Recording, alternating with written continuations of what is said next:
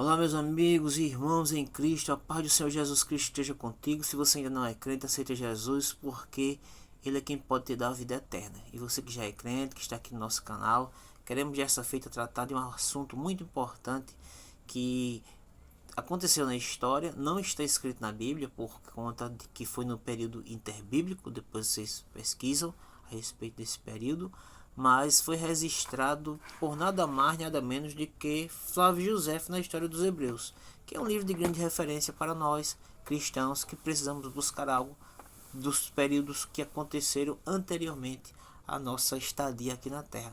E queremos falar aqui sobre o grande conquistador, sobre Alexandre o Grande, algo que está escrito no livro História dos Hebreus, na página 532, nos versículos 451 em diante.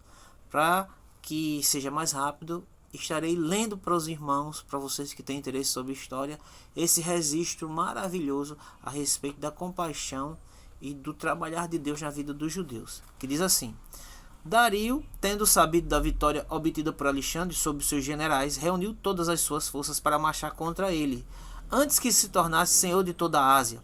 Depois de passar o Eufrates e o monte Tauro, que está na Cilícia, resolveu dar-lhe combate. Quando Sanabalate viu que ele se aproximava de Jerusalém, disse a Manassés que cumpriria a sua promessa logo que Dario tivesse vencido Alexandre, pois tanto ele quanto os povos da Ásia duvidavam que os macedônios, sendo um tão pequeno número, ousassem combater o formidável exército dos persas.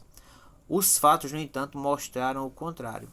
A batalha travou-se e Dario foi vencido com graves perdas. Sua mãe, sua mulher e seus filhos foram feitos prisioneiros e ele foi obrigado a fugir para a Pérsia. Alexandre, depois da vitória, chegou à Síria, tomou Damasco, apoderou-se de Sidom e sitiou Tiro.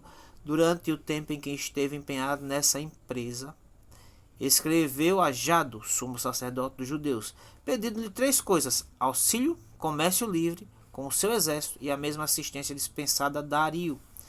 Se o fizesse, garantia-lhe que não teria motivo para se arrepender de ter preferido a sua amizade e a de Dario.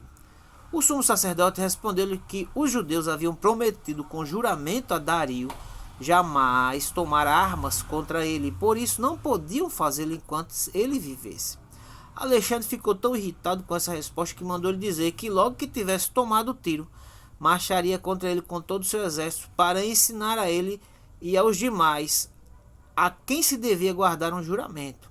Em seguida atacou Tiro com tanta força que dela se apoderou, e depois de haver regularizado todas as coisas, foi sitiar Gaza, onde Baemes governava em nome do rei da Pérsia.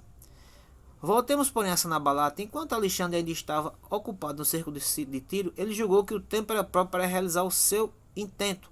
Assim abandonou o partido de Dario e levou 8.000 homens a Alexandre. O grande príncipe percebeu muito bem.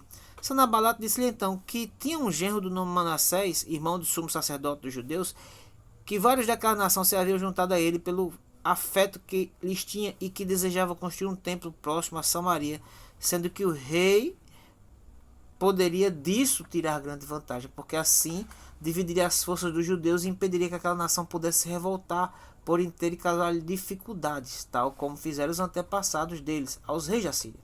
Alexandre consentiu nesse pedido, ordenou que se trabalhasse com incrível diligência na construção do templo e constituiu Manassés sumo sacerdote. Sanabalate sentiu grande alegria por ter granjeado tão grande honra aos filhos que ele teria de sua filha. Ele morreu depois de passar 7 meses junto a Alexandre, no cerco de Tiro e 2 de Gaza. O ilustro conquistador, depois que tomou essa cidade, avançou para Jerusalém, e o sumo sacerdote Jado, que bem conhecia a sua cólera contra ele, vendo-se com todo o povo em tão grave perigo, recorreu a Deus, ordenou orações públicas para implorar o seu auxílio e ofereceu-lhe sacrifício. Deus apareceu-lhe em sonhos na noite seguinte e disse que espalhasse flores pela cidade, mandasse abrir todas as portas e fosse ao encontro de Alexandre, revestido de suas vestes sacerdotais, acompanhado pelos demais que deveriam estar vestidos de branco, sem nada temer do soberano, porque ele os protegia. Jado comunicou com grande alegria a todo o povo e revelou que tivera, e todos se prepararam para esperar a vinda do rei. Quando se soube que ele já estava perto, o sumo sacerdote, acompanhado pelos outros sacerdotes e por todo o povo, foi ao seu encontro com essa pompa tão santa e tão diferente da de outras nações, até o lugar denominado Safa, que em grego significa mirante, porque de lá se pode ver a cidade de Jerusalém e o templo. Os fenícios e os caldeus que integravam o exército de Alexandre não duvidavam de ele, na cólera em que se achava contra os judeus, lhes permitisse saquear Jerusalém e daria um castigo exemplar ao sumo sacerdote. Mas aconteceu justamente o contrário, pois o soberano apenas viu aquela grande multidão de homens vestidos de branco e os sacerdotes revestidos com os seus paramentos de linho e o sumo sacerdote com o seu éfode de cor azul, adornado de ouro e com a tiara sobre a cabeça, que continha uma lâmina de ouro sobre o qual estava escrito o nome Deus. Aproximou-se sozinho dele, adorou aquele augusto nome e saudou o sumo sacerdote, ao qual ninguém havia saudado. Então os judeus reuniram-se em redor de Alexandre e elevaram a voz para desejar-lhe toda sorte de felicidade e prosperidade. Porém, os reis da Síria e os grandes que o acompanhavam ficaram tão espantados que julgaram que ele havia perdido o juízo. Parmênio, que desfrutava grande prestígio, perguntou-lhe como ele, que era adorado em todo o mundo, adorava o sumo sacerdote dos judeus. Respondeu-lhes Alexandre: não é a ele, ao sumo sacerdote, que adoro, mas ao Deus de quem ele é ministro, pois quando eu estava ainda na Macedônia, imaginava como poderia conquistar a Ásia, ele me apareceu em sonhos com essas mesmas vestes e exortou-me a nada temer. Disse que passasse corajosamente o estreito de Helesponto e garantiu que Deus estaria à frente do meu exército e me faria conquistar o império dos persas. Eis porque, jamais tendo visto antes alguém revestido de trajes semelhantes a esses, com que ele me apareceu em sonho, não posso duvidar de que tenha sido por ordem de Deus que empreendi esta guerra, e assim vencerei Dario, destruirei o império dos persas, e todas as coisas suceder-me-ão segundo os meus desejos.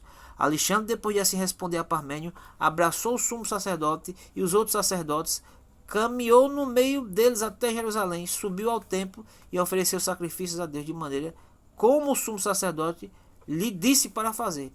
O sumo sacerdote mostrou-lhe em seguida o livro de Daniel, no qual estava escrito que um príncipe grego destruiria o império dos persas, e disse que não duvidaria de que era ele que a profecia fazia menção.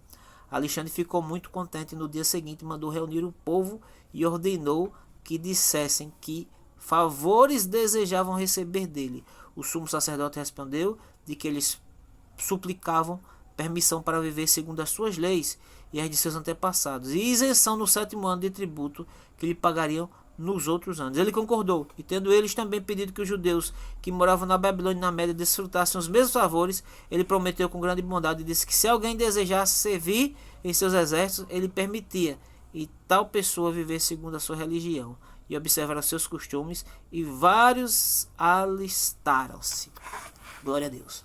Meus amados, nós queremos aqui em rápidas palavras concluir, mostrando que o poder de Deus nas maiores dificuldades, nos maiores momentos em que você imaginar que está tudo acabado, o poder de Deus ele é sobre aqueles que servem a Deus.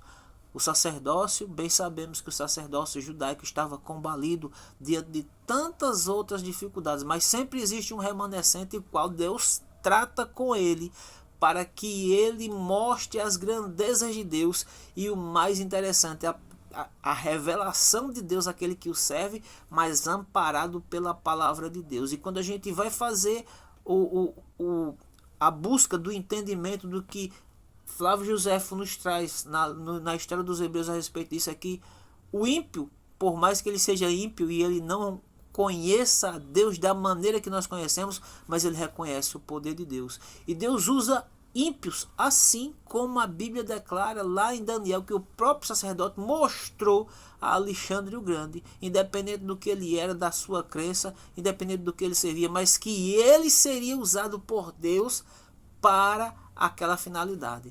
Então Deus tem feito isso em todos os momentos, da trajetória da humanidade e ele não perdeu o controle. Alexandre o grande conquistador, que morreu muito novo ainda, mas esse homem teve uma oportunidade de conhecer o Deus verdadeiro e, quem sabe, se arrepender dos seus pecados. E nós não podemos dizer que uma pessoa que conheceu a Deus e que obedeceu a Deus, e se ele no momento do seu leito de morte tenha se arrependido de seus pecados, teremos grande surpresa já no céu. Glória a Deus para todos sempre. Fábio Barbosa, Sertão City. Escreva, deixe seu comentário. Falamos muito pouco agora do que nós pensamos, mas lemos aqui uma leitura que engrandece o nosso pensamento a respeito desse Deus Todo-Poderoso. Glória a Deus. Um abraço a todos.